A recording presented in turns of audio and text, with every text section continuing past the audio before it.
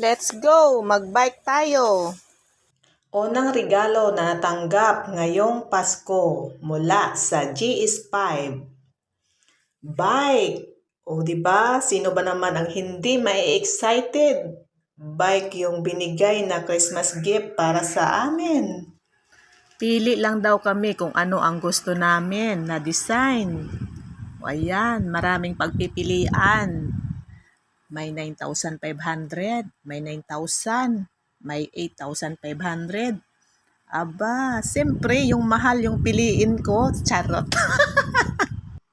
Thank you so much kay ate at kay kuya at sa GS5, GS1 family sa gift namin natanggap ngayon. Pwede nang i-service papuntang store, di ba? Makatipid ng gasolina. At siyempre, may exercise pa.